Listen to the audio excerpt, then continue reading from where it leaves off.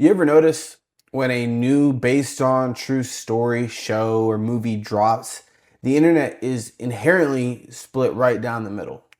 See, half the crowd is saying, finally, justice for our victims, while the other crowd is setting up the Netflix marathon. They're queuing up the lights, they're lighting the candles, and they're beginning their next Marvel phase of the monsters that they love to enjoy. You see, society loves their monsters, but as long as they stay on the screen, as long as they're in their 4K moody lighting with beautiful cinematography and a nice violin orchestra in the background.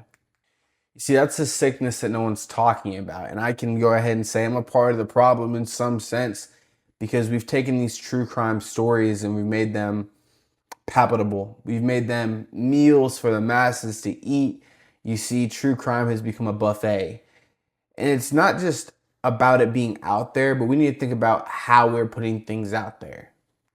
There's a difference between telling the story of a killer, and then on the other hand, there's the story of marketing and selling the story of a killer. And today we're going to talk about that.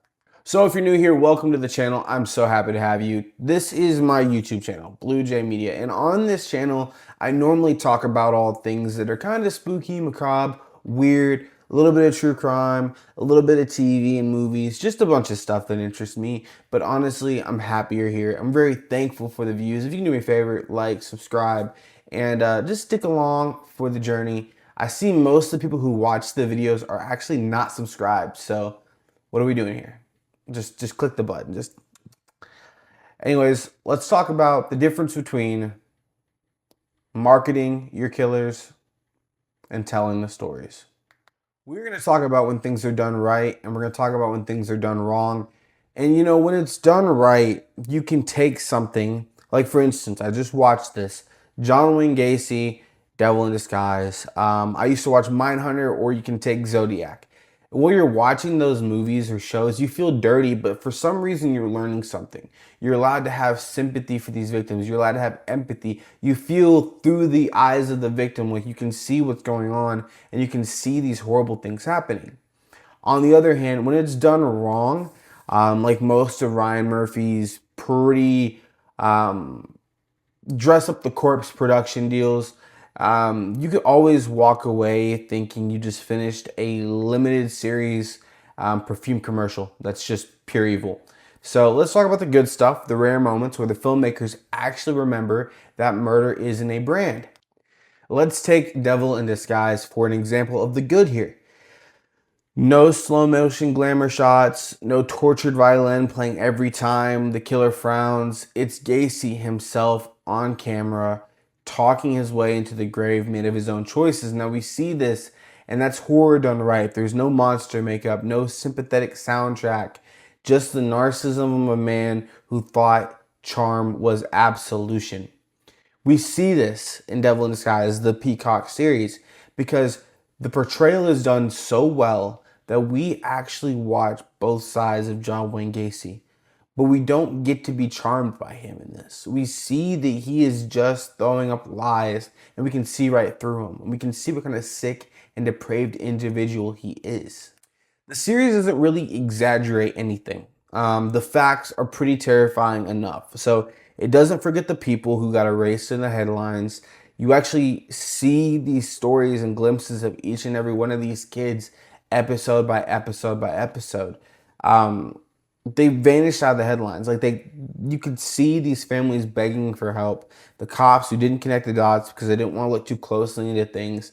And then you see the cops who actually do care based on the episode to episode period, right? So it takes place obviously in 1970s Chicago, but it's not really treated as entertainment. Like it feels like an autopsy of apathy. It feels like we're being challenged to really look at what these kids are going through and how they were taken advantage of, all because some of them just wanted a job, all because some of them trusted the wrong person. And you see the devil in disguise. There's no makeup for John Wayne Gacy. You're not asked to sympathize with him and care for him and hold him to some kind of pedestal. No, it's very plain. It's very shown very detailed, that he is a monster. Not Ryan Murphy's monster, but a genuine monster. Then there's Mindhunters.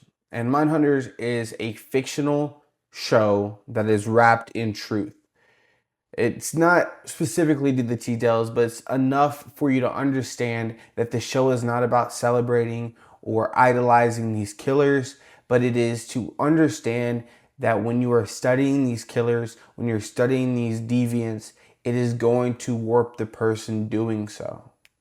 The show is not full of jump scares or gore. There is not someone peeking around every corner.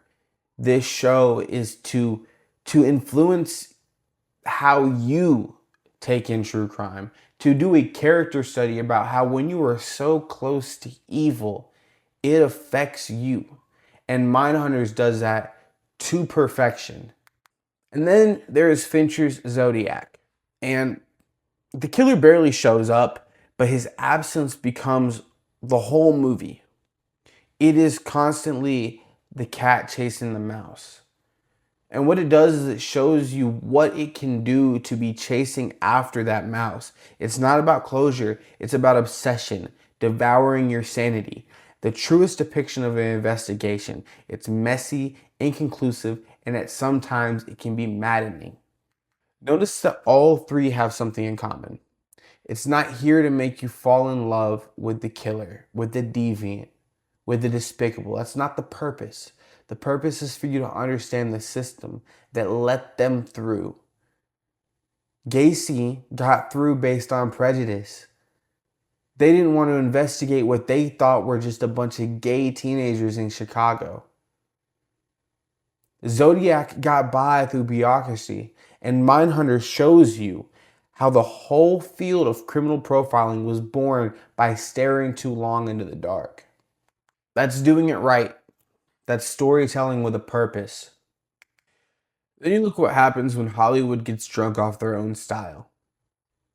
When every serial killer is so misunderstood, like he's a supervillain, and how every scene has to be some sort of exploitation of trauma, but done in the most cinematically appeasing way.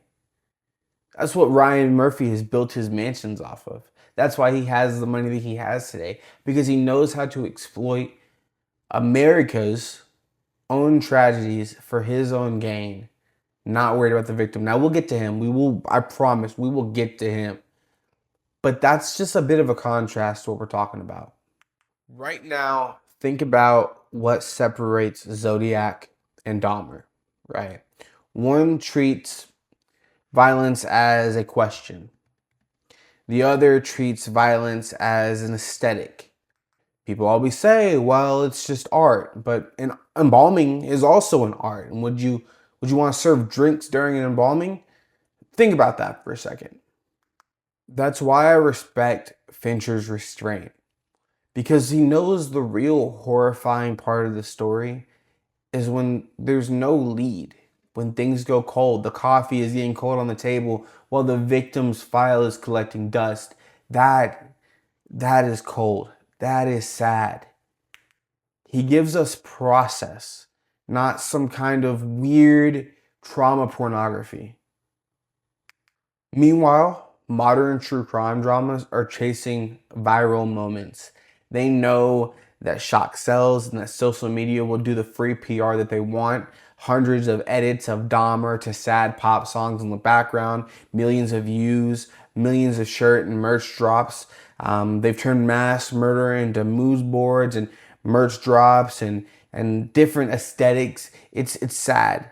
So yeah, I'll take a sterile interrogation rooms of Mindhunter over the tragic, misunderstood montage hour of the day. I don't need that. Because truth is, these killers aren't complex. They're boring. They're sad and slow, and they're idiots, and they're cowards with knives, or in Zodiac's case, a gun. That's who they are. They aren't these grandiose, beautiful, multi-seasoned people.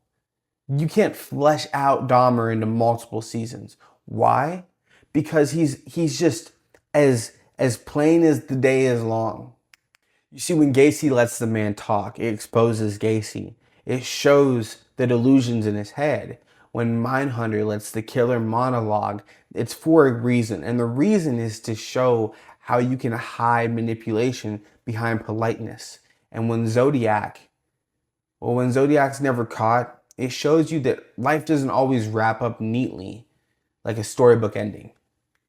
The right way to tell these stories is to force the empathy towards the people, towards the victims, not forcing this kind of sense of sadness and hope and honestly fascination towards the one who do the life taking themselves. The wrong way flips that and they call it art. And it's just not. The funny thing is the older, slower stuff, Zodiac, Gacy, even Mindhunter, they feel more modern now, but they actually respect your brain. See, the flashy, true story shows with famous faces, that's already dated. They age like cheap perfume. They're loud at first, but afterwards it doesn't really trend well. Because really, when truth is told right, it doesn't need to trend. It lingers. It makes you check your locks twice before you go to bed. It makes you question why someone like Gacy would smile before a mugshot, or why half the internet thought Evan Peters was too hot to play Dahmer. That's the rot. That's where the genre lost its soul. You ever notice how Ryan Murphy's true crime shows, they all have the same heartbeat? It's not fear, it's not grief, it's this glorious hum of aesthetic tragedy. Everything's so pretty that you forgot you're watching a story about people dying. Real people who died. See, it frames trauma like it's high fashion. The blood matches the wallpapers. Every crime scene looks like it's ready for a Vanity Fair spread. Dahmer was the crown jewel of this sickness. Evan Peters walks in. Dead eyes, slow voice, neon lighting. You can almost hear Netflix executives just salivating. They found a way to make one of America's most horrific stories marketable. And not just marketable, I'm talking TikTok videos talking about how attractive he is and how they love him and how he's misunderstood. That's what Netflix did. Jeffrey Dahmer. People watched it by the millions. I remember watching Dahmer. Then you start seeing TikToks of Dahmer was misunderstood. He didn't want to hurt people. Evan Peters is so pretty. How can he be Jeffrey Dahmer? That's not a fan base. This is mass hypnosis. The series spends 10 episodes trying to build empathy for a man who murdered and dismembered human beings. Let me say it one more time. Murdered and dismembered human beings. They frame it as a tragedy of loneliness, not cruelty. They show his awkward teenage years, his quiet sadness, his dad's disappointment, his pain, his drinking, and then you start to forget the magnitude of the things that he did. He was a monster. And I know you're thinking, well, that's what Ryan Murphy called it. No. Ryan Murphy wants you to pity Jeffrey Dahmer because he's going to sexualize Jeffrey Dahmer. He's going to make money off of Jeffrey Dahmer.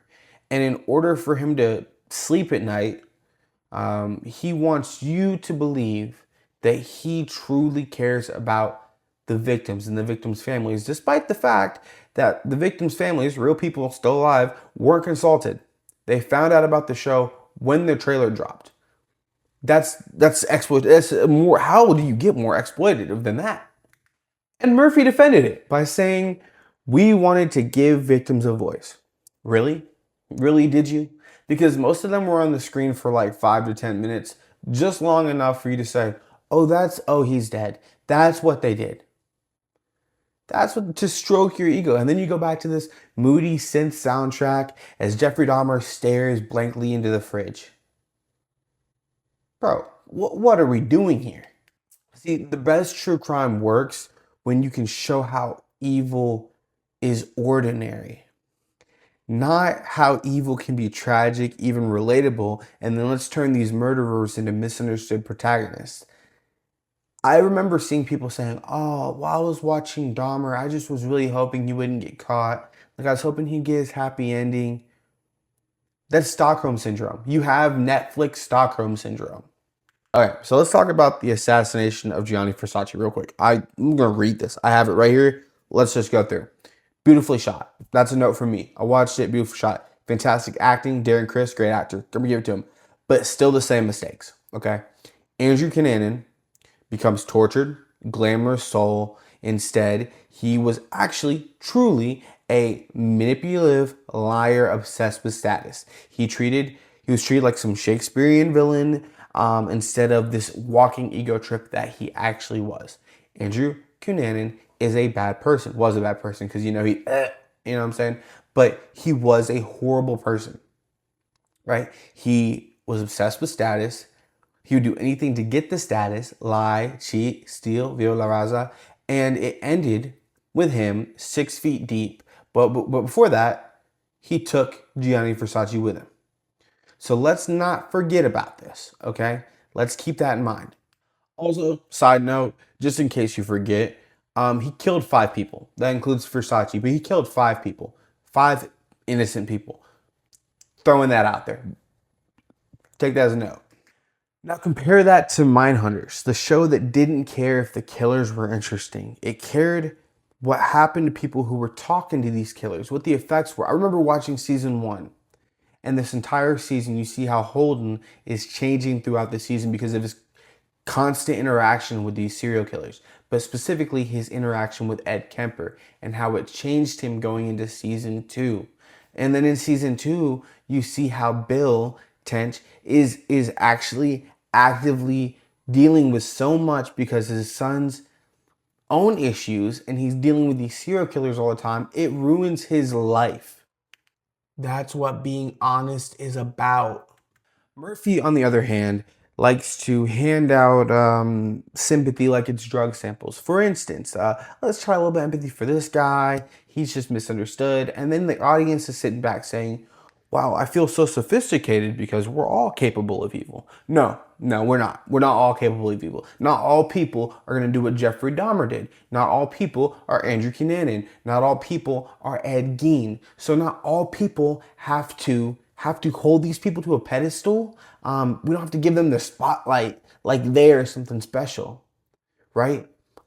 Let's do a little test. You at home watching this video, can you tell me 3 of Jeffrey Dahmer's victims?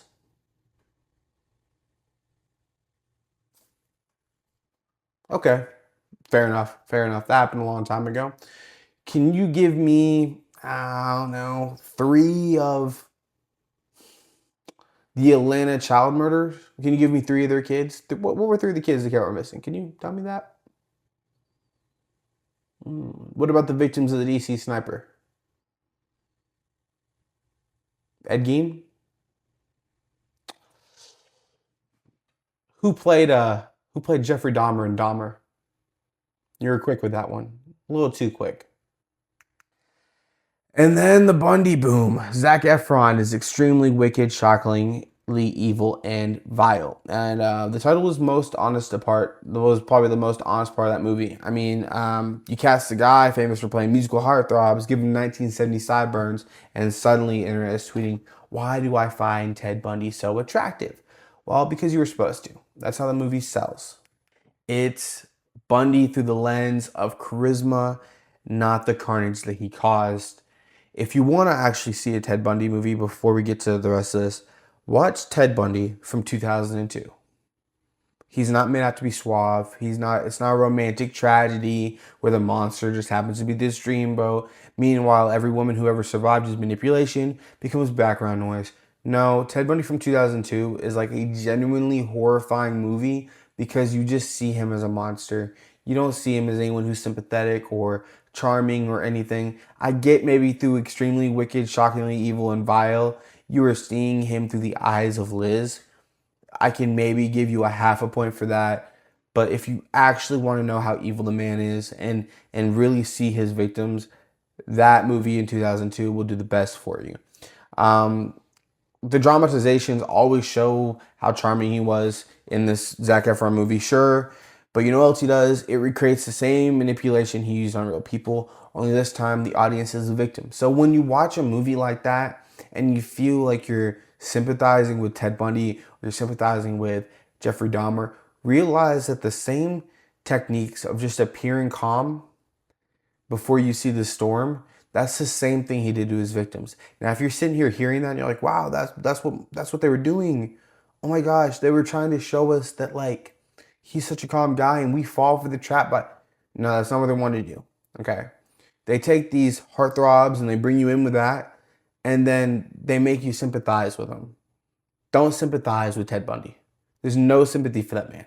Monster, absolute monster. You're falling for the trap.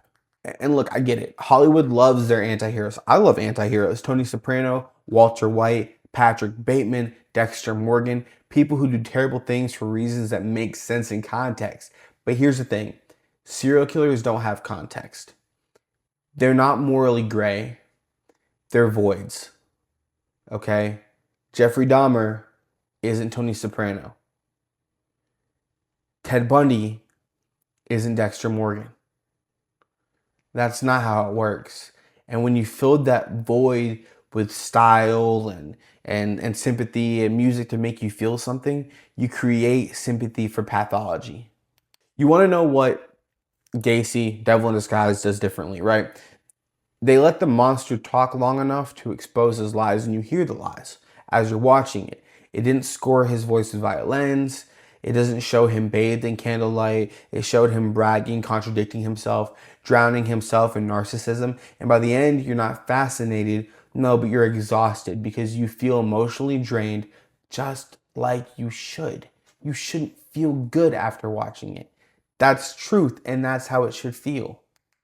You see, Murphy's stuff wants you to leave wanting merchandise and wants to, oh, I want to post about this on social media. Well, Fincher's stuff leaves you kind of vulnerable, open to therapy, if you will. And one of those things has value. And I don't think this is just an aesthetic debate. There's a ripple effect here. So every time a show romanticizes a killer, it's going to rewire public memory. People start quoting killers' lines, not the victims' names. They make TikToks to sad indie music about the killer's loneliness. They cosplay Dahmer for Halloween. I've seen it. I've actually physically watched people do that. I've seen people do the memes where they are requoting him, and it's just like it's kind of interesting. You know, you might laugh at it 1 minute, but when you realize that people are taking serial killers, people who did horrible things, and almost retweeting them publicly. Hey, I'm gonna go ahead and say what they said, or I'm gonna do, act a little bit like them or dress like them. Genuine question, and I know, bit of exaggeration here. You're willing to dress like Jeffrey Dahmer on Halloween. Why? Or you're willing to quote him and make videos about him, right? Let's take it 10 steps further. Would you do that for Hitler? I just want a genuine question. We don't remember that he was a cannibal. We don't remember that Dahmer was a sick, depraved cannibal. But we remember he wore glasses. He looked a little goofy. He had that Milwaukee accent, and that was always funny to mock. That's not awareness to the victims. It's just branding a serial killer. The worst part here is these shows win awards, right? So Murphy's Dahmer gets an Emmy, and the same night, the victim's family is online begging you to stop tagging them in memes. I read that right there. That's truth, real stuff. Your empathy has been replaced by engagement metrics. Yeah, it's not that Hollywood shouldn't tell these stories. These stories should be told, but they should remember that based on a true story doesn't mean this is our way to be stylish about it. We can stylize the story any way we want to. We can make it a little bit of a comedy, or we can make it look kind of sad boy pop-ish emo. We don't need that. It belongs to the people who lived it and the ones who never got to turn the camera off. These are real people's lives. These are genuine real people's lives, okay? There's this old saying in journalism, comfort the afflicted and afflict the comfortable. Murphy's show does the opposite. They comfort the audience and afflict the grieving. Because he doesn't make true crime, he makes true drama. Those are not the same thing. They're not. The thing about true crime is it was never supposed to be comfortable. It started as documentation, the ugly record of how people can fail each other and how systems can rot. Somewhere along the way, however, it became entertainment. Now, you can say what you want about me making this video today, or the video I made about Columbine or Jonestown. Cool. Never once in those videos will I ever glorify the people who do the things they do. Never do I ever feel sympathy for someone who would do those horrible things. Those dweebs, those dickbags, they're worthless to me. And I will never praise them or sympathize with their situation. Why? Because they are scum. Well, they were scum because all three of them are now dead, as they should be. My point is, true crime is meant for documentation. It's meant for education. It's not meant for you to be entertained and laugh. You're supposed to understand things. You're supposed to learn things from it. Now we treat serial killers like they're some form of a genre. We binge them, we rank them, we turn their pathology into personality quizzes, which I've seen. I've seen people actually take quizzes to find out what serial killer they are. Take a step back and just stay back there. Don't come back out again. Stay gone. That's what happens when art forgets empathy. When you take stories meant to warn us and twist them into stories that excuse us, that is a real problem. You shouldn't look at Dahmer and say, okay, wow, like I had a similar life than him. I mean, if I did the stuff that he did, I mean, it's understandable. I feel sympathy for him. That's not the route that you need to be taking. Because every time you take a killer and you make him look complicated, you make the people the killer hurt look simple. You turn someone's whole life into a plot device, just a name on a case file, so the villain can have a third act of epiphany. You know who never gets the third act? The victims. They don't get arcs. They don't get redemptions. They get edited out in some cases. Yeah, they get edited out. There are victims that you may watch in these movies, you never hear about them because they weren't grabbing enough for the hot headlines. They weren't going to make it. They just got cut out there on the cutting room floor. They weren't enough. Their story wasn't juicy enough to tell the general population. The best true crime reminds you of this. It leaves you restless. It leaves you not satisfied. It makes you angry at the system that didn't work, not impressed by the killer who slipped through them. That's why Mindhunter felt like a warning instead of a spectacle. That's why Zodiac still haunts you for years later. That's why Gacy, Devil in Disguise, feels like someone finally called evil by its real name. Pathetic. It calls you on your BS. It makes you take a look in the mirror. And not to say, wow, I'm capable of evil just like them. But to say, wow, this world's messed up, man. And these victims deserve justice. And the system's kind of ruined. And these guys are dickbags. You're not supposed to empathize with the killers. You're supposed to find empathy in the victim. The victim could have been you. The victim could be anybody. And that's what's important here. Like I said earlier in the video, evil is ordinary. You shouldn't forget that. Because the right way to tell these stories isn't about finding humanity in monsters. It's about finding accountability in ourselves. It's about asking how we, as a society, creating blind spots big enough for people like Gacy, Bundy, and Dahmer to thrive in.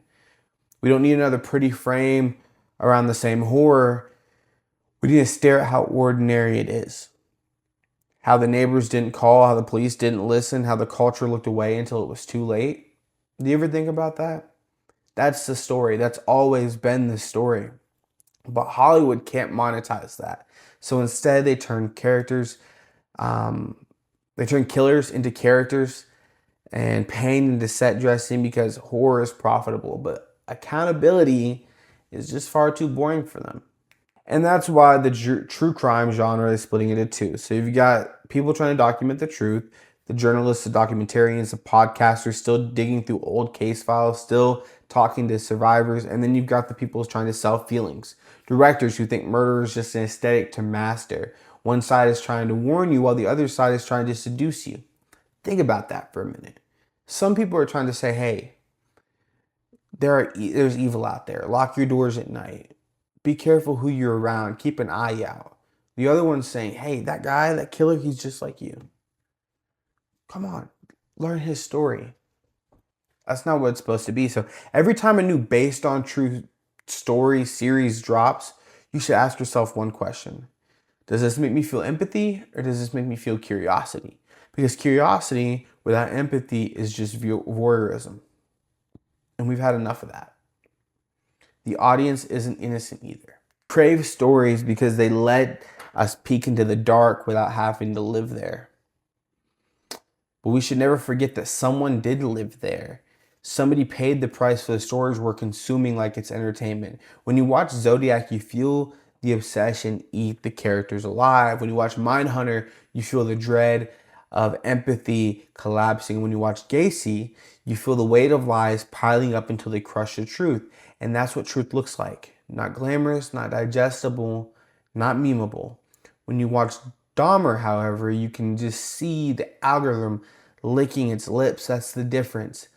If you ever wonder why we keep remaking these stories, it's because no one in Hollywood wants to make a show about what happens after. No one wants to film the quiet aftermath, the families rebuilding, the survivors growing old, the cops sitting with guilt, because that's not sexy, that's not streamable, that's just too human, and humanity doesn't trend. So yeah, Gacy got it right. Mindhunter got it right. Zodiac got it right because they didn't chase spectacle. They chased understanding. They treated evil as something that is not to be diagnosed, not to decorate, but to put in front of your face to show you what is looking back at you from society. Ryan Murphy got it wrong. The Bundy obsession got it wrong because they forgot the one rule that should guide every true crime story. If you're not telling it for the truth, you're telling it for yourself. That's when you stop being a storyteller and start being a parasite. When you profit off pain and dress it up as cinematic lighting and call it awareness, you've joined the circus, not the investigation.